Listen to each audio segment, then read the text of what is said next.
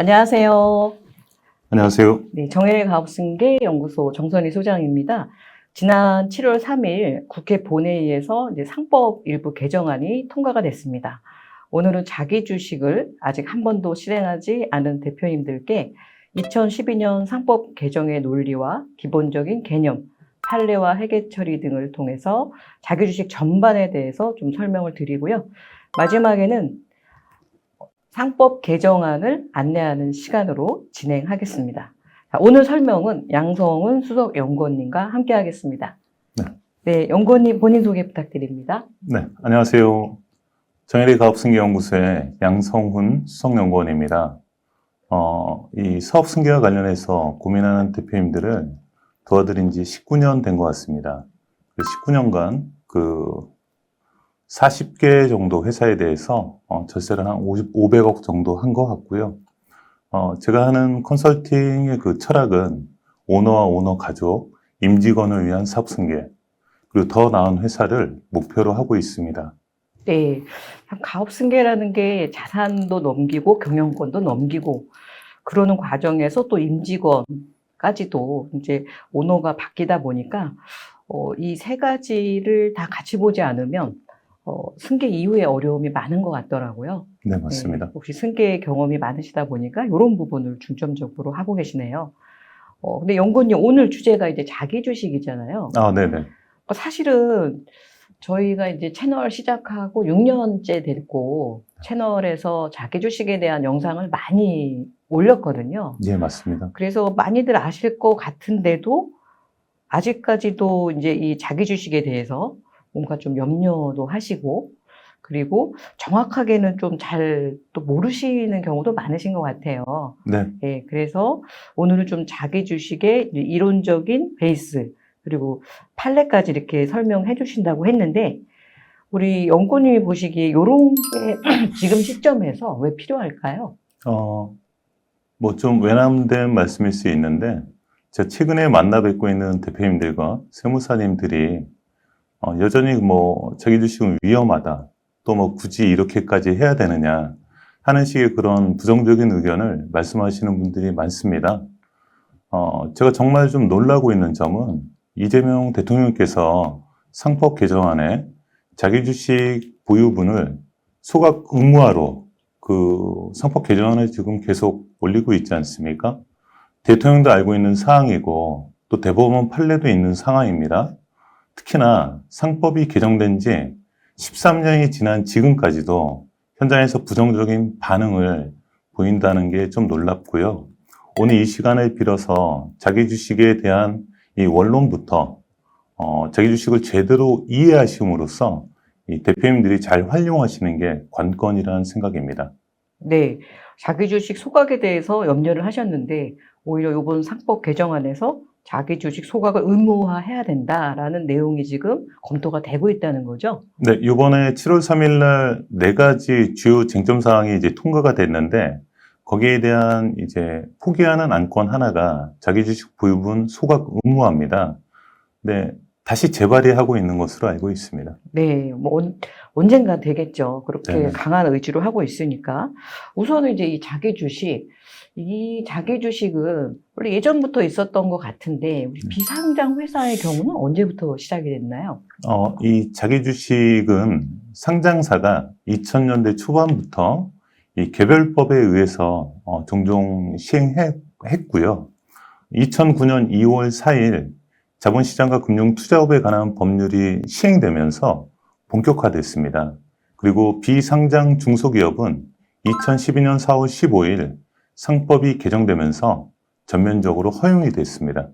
네, 그럼 우리 비상장 회사는 2012년 4월 15일부터 허용이 됐다고 하면 이미 시작한 지가 뭐 14년? 네, 13년 네, 됐죠. 꽤 오래됐는데 아직까지도 이 부분에 대해서 좀 잘 이해를 못 하시는 경우가 발생을 한 거네요. 네네. 네, 그러면 이 2012년 4월 15일 개정 상법 시행 전후로 좀 이 부분에 대한 논거를 좀 설명을 부탁드리겠습니다. 네, 그 개정 전 상법은 우리가 자기 주식을 유상으로 취득하게 되면 순자산이 감소하지 않습니까? 네, 그렇게 되면 주주와 채권자 이익을 침해하게 되고 또 하나는 이 자기주식 취득 관련한 부분은 이 출자금을 반환하는 것과 같은 의미로 보고 있습니다. 주주 네. 입장에서는. 예. 네. 그래서 특정한 주주에게 자기주식을 취득하게 되면 이 선정에서 제외된 주주와의 형평성이 침해를 받게 되고요.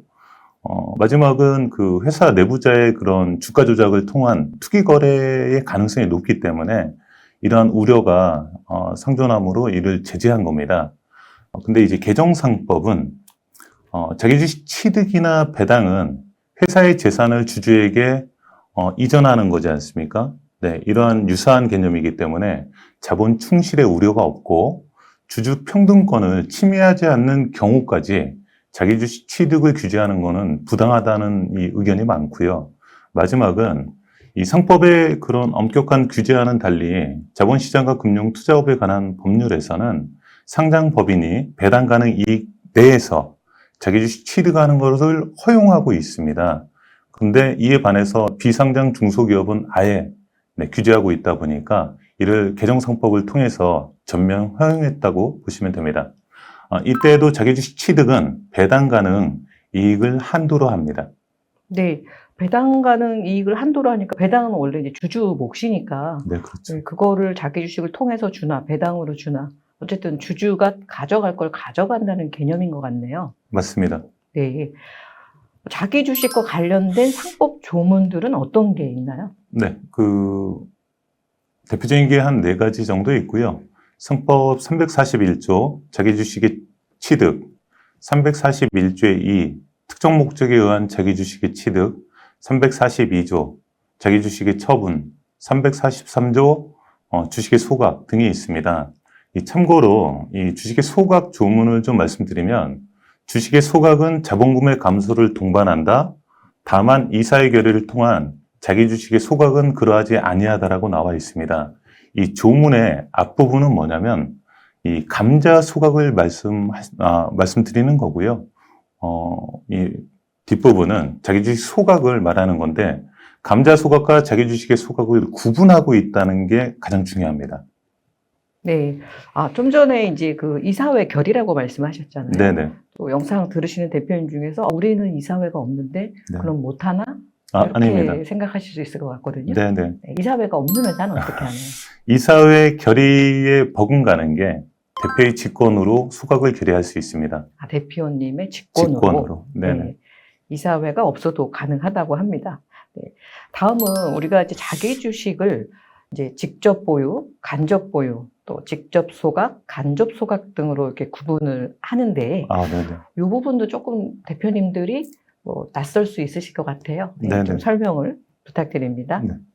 상법은 자기 주식 관련해서 이 매매와 소각 목적으로 구분하게 되어 있습니다. 매매와 소각 목적. 네. 네, 이 매매는 양수도를 말하는 거고요.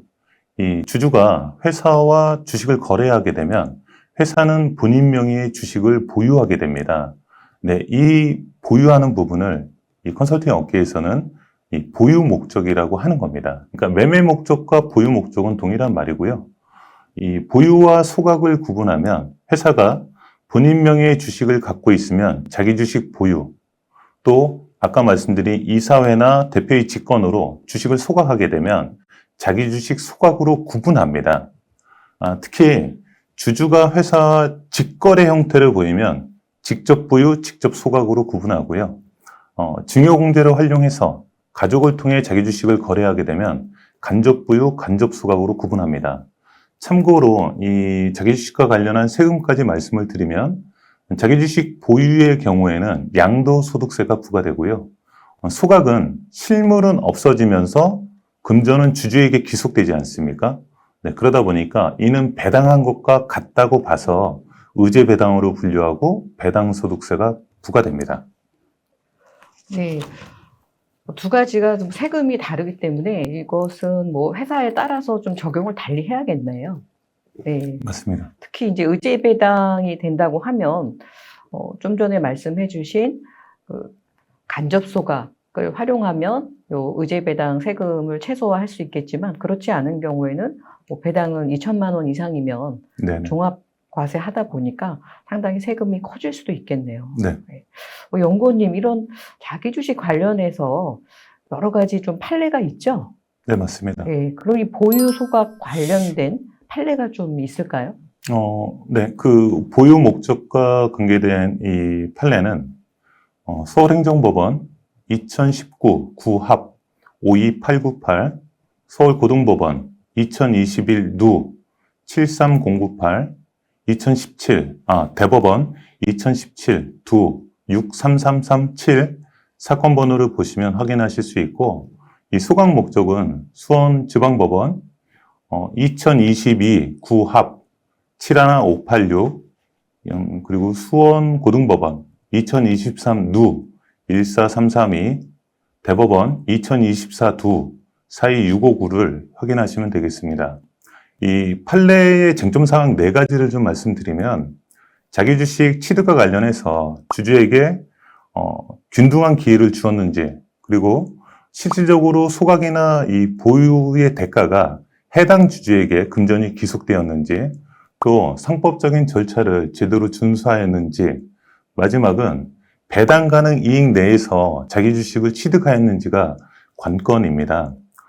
최근에 이 자기 주식과 관련해서 패소건들을 또 말씀하시는 분들이 있습니다. 이 자리를 비롯한 2가지 정도 패소건을 설명드리면, 부부가 증여공제를 이용해서 각각 6억씩 증여를 하고, 동시에 소각한 케이스와, 이 소각은 배우자가 했는데, 돈은 증여한 남편이 활용한 케이스입니다. 이 2가지는 다 패소했습니다. 지금 이제 이렇게 소송까지 간 거는 네네. 뭔가 이제 국세청 입장에서는 조세 회피의 목적이 있다고 봐서 과세를 했겠죠. 네, 그렇죠. 예, 근데 지금 우리 연구원님 말씀을 들어보니까 대부분은 이제 납세자가 승소를 했고 패소를 한 경우는 이런 이제 자금의 흐름, 또 뭐 증여를 하는데 동시에 뭐 맞증여를 한다거나, 그리고 맞증여하고 맞소각했습니다. 맞증여, 맞소각은 위험하다. 네. 물론 이제 맞증여, 맞소각이 다 위험하진 않겠지만, 네. 예, 상당히 리스크가 있다고 좀 판단을 하시는 게 맞을 것 같고요. 아까 이제 체크해 주신 게, 지금 판례에서 자기 주식을 취득할 기회를 또 동일하게 줘야 된다. 네. 이게 지금 첫 번째네요. 네, 기회의 네, 균등이라고 형평성. 저희가 말합니다. 네네. 기회의 균등성. 네네. 그리고 실질적인 금전 귀속. 네, 요 2가지가 핵심일 것 같네요. 맞습니다. 네. 자, 자기 주식에 관련한 이제 회계 처리도 좀 궁금하실 것 같은데, 네. 자기 주식은 회계 처리 어떻게 해야 되나요? 네, 그 회계 처리 설명드리기 전에 우리가 복식부기라는 말을 많이 합니다. 이 복식부기는 거래를 우리가 하게 되면 주고 받지 않습니까? 이 쌍방을 함께 기록하는 걸 복식부기라고 하고요. 이 자기 주식 소각부터 설명드리면, 소각과 관련해서는 복식부기 그 쌍방을 제가 기록한다 했는데 그거를 차변, 대변으로 구분하게 됩니다. 네, 네, 많이 그래서 듣는 차변 대변, 예, 골치 맞습니다. 아프고 어려운 거. 어렵지는 않습니다. 그래서 이 소각부터 설명을 드리면, 소각은 주식 매입일, 소각일, 대금 지급일로 구분되고요. 주식 매입일에는 차변에는 자기 주식 10억, 뭐 10억이 기준이라고 하겠습니다. 자기 주식 10억, 대변에는 미지급금 10억으로 기록이 되고요. 소각일에는 차변에 기타 이익잉여금 10억, 대변에는 자기 주식 10억으로 기록되고요. 대금 지급일에는 차변에 미지급금 10억, 대변에 보통예금 10억. 이 보통예금은 주주에게 귀속되는 예금이겠죠. 네, 그렇게 이제 기장 처리를 하신다고 보면 되고요. 자기 주식 보유 같은 경우에는 간단합니다. 이 차변에 자기 주식 10억, 대변에는 현금 10억. 네, 이 차변에 들어가는 자기 주식 10억은 자본 조정에 마이너스 계정으로 들어가는 부분입니다. 자본 조정의 마이너스 계정으로 들어가면 네네. 또 일부 회사는 이제 그 부분이 좀 부담스러울 수도 있을 것 같은데, 네. 예, 모든 회사가 이걸 다 마이너스 계정으로 해야 되나요? 네, 맞습니다. 네. 이 자기 주식 보유분이 있게 되면 우리가 자본은 자본금, 자본잉여금, 자본조정, 포괄손익 누계액, 이익잉여금이 있게 되는데요. 우리가 자본거래라는 건 주식거래를 말합니다. 그러면 자본잉여금과 자본조정이 있고, 이 두 가지 개정의 차이는 뭐냐면 회계는 법인의 입장으로 기록되는 거지 않습니까? 네, 그래서 주주와 거래를 할 때 법인이 이득을 보면 자본잉여금 계정으로 들어가는 거고요. 법인이 마이너스를 보면 자본 조정 계정으로 들어가는 겁니다. 자기 주식 보유분은 네, 자본 조정에 마이너스 계정으로 잡게 되고요.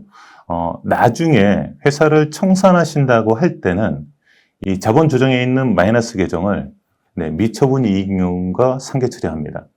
아, 그렇게 하는 방법이 있군요. 네. 지금 이제 연구원님 설명을 들으니까 뭐 기존의 어떤 판례들 그리고 뭐 상법 관련해서 이런 개정 움직임을 보니까 자기 주식이 상당히 좀 안전하다는 느낌이 들거든요.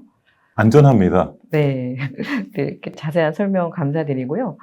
그렇다면 연구원님 지난해 상법 개정안 국회 통과와 관련해서 왜 이 상법 개정이 이렇게 화두가 되는 걸까요? 제가 좀 결론부터 말씀드리는 게 쉬울 것 같고요. 결론부터 말씀드리면 자본시장을 활성화하는 부분, 네, 자본시장은 상장시장을 말하는 겁니다. 네, 가장 크게요. 자본시장을 활성화하는 부분이랑 주주이익을 보호하는 게 핵심입니다. 우리가 상장사들을 보시면 오너 가족이 이 주가를 인위적으로 낮추는 경우가 많습니다. 그러니까 회사가 보유한 자산 가치는 1조인데 시장 가치는 5천억에도 못 미치는 사례들이죠. 좀 쉽게 말씀드리면 이런 겁니다.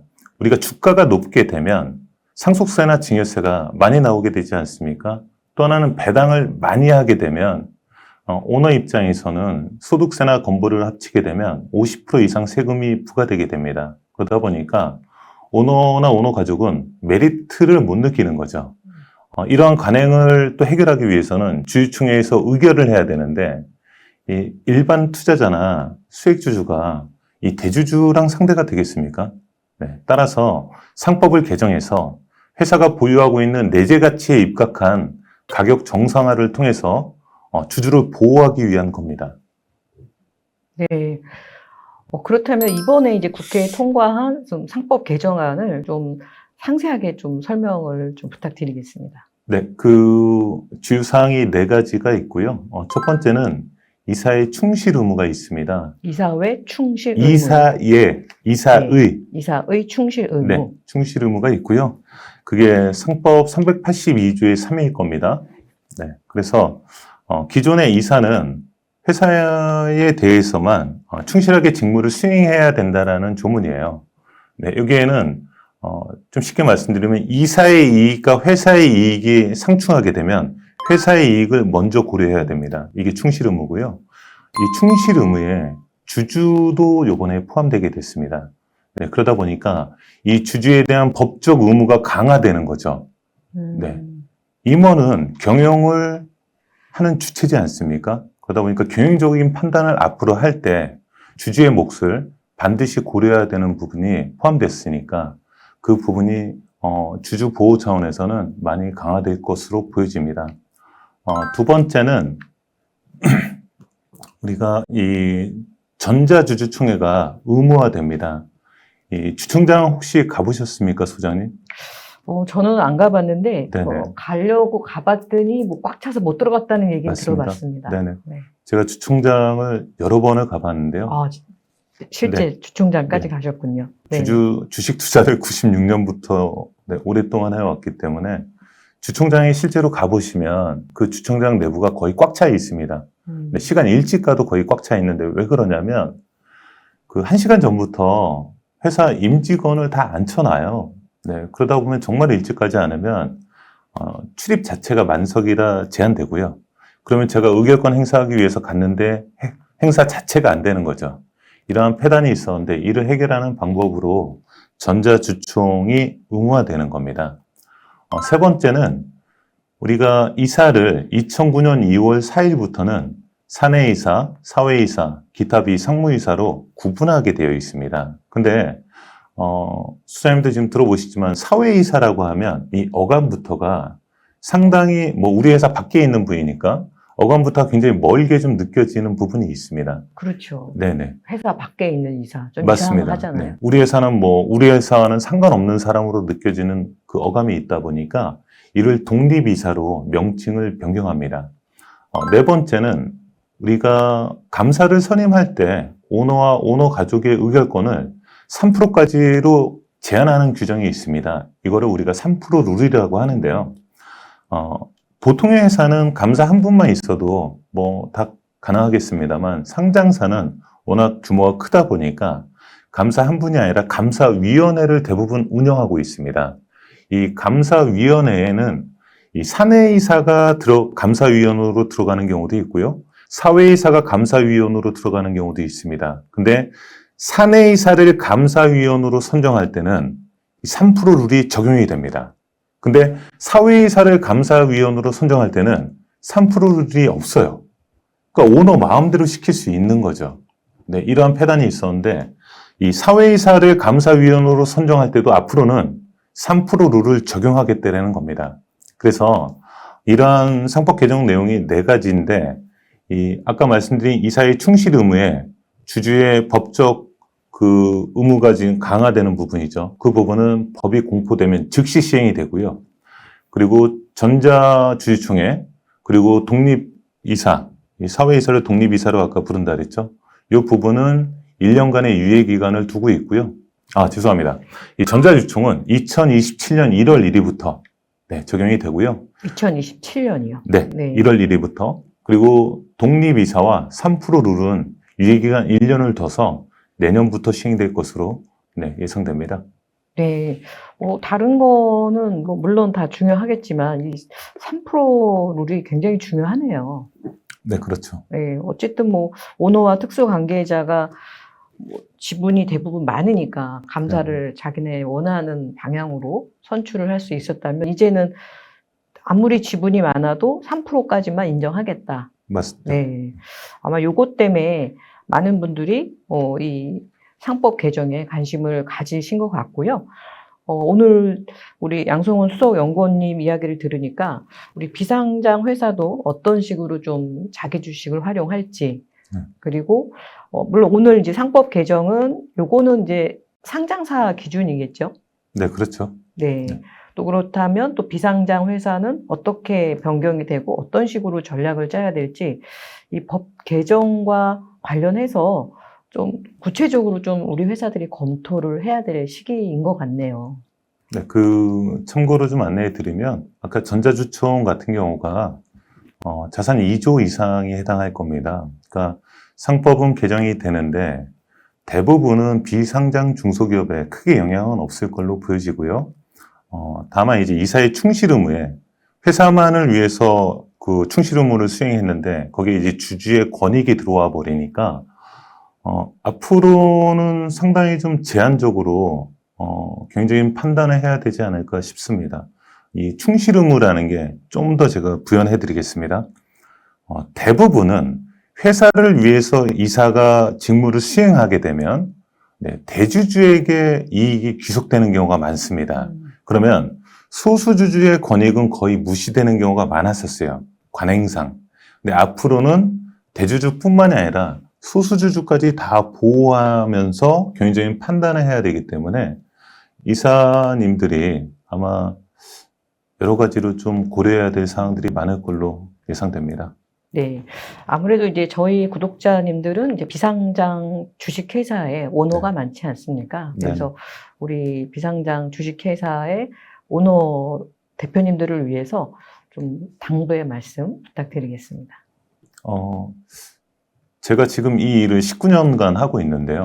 그러니까 올해처럼 세법이 정말 많이 바뀌고 또 상법도 2012년에 935개 주문 중에 250개가 재개정이 됐거든요. 근데 그때는 이 현실과 법의 괴리를 많이 메꾸는 작업이었다면 지금 상법 개정안은 굉장히 좀 조심하셔야 되는 게 소수주주를 보호하는 것들이 굉장히 많아요. 네, 그래서 우리가 지금 비상장 중소기업은 가족법인이고 가족주주로 대부분이 채워져 있지만 제3자가 들어올 때는 상당히 조심하셔야 된다. 왜냐, 개정안이 지금 상법 개정안이 통과가 되게 되면 소수주주에 대한 권익이 훨씬 더 강화가 될 겁니다. 네, 그러면 경영에 이런 간섭을 받을 소지가 많아져요. 네, 개정안이 지금 통과는 다 안 됐지만 그러다 보니까 대표님들께서 뭐 갈수록 더 가족법인으로 갈 수밖에 없지 않나 하는 생각이 듭니다. 네.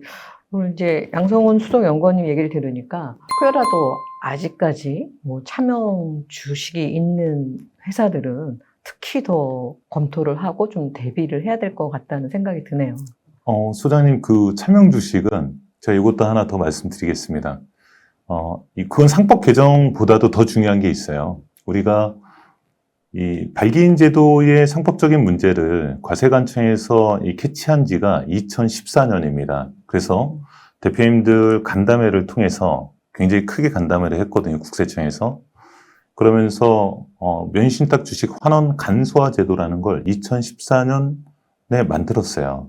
그 제도가 만들어진 지 지금 10년이 넘었습니다. 그래서 환원하는 작업 자체가 예전보다 훨씬 어려워진다는 걸 말씀드리고요. 연차가 쌓이면 쌓일수록 더 어려워지실 겁니다. 그래서 네. 명의신탁 주식은 상법 개정과는 별개로 최대한 빨리 환원하시라고 조언 드리겠습니다. 네. 뭐 워낙에 19년 동안 이렇게 대표님들의 어려움을 도와드리다 보니까 특히 금방 얘기했던 차명주식 관련해서는 어려움 겪는 회사를 많이 보셨을 것 같아요. 네. 그래서 차명주식은 물론 상법 개정에도 영향이 있겠지만 이거는 시간을 다투는 일이 아닐까. 정리가 언제 터질지 모르니까. 네. 오늘 이제 자기주식 관련해서 좀 대표님들이 안심하고 대표님들의 권리를 잘 찾을 수 있는 내용을 좀 준비해 주셨고요. 우리 양성훈 수석연구원님께 상담을 받고 싶으시다면 영상 하단에 상담 신청 링크로 신청해 주시면 됩니다. 네, 감사합니다. 감사합니다.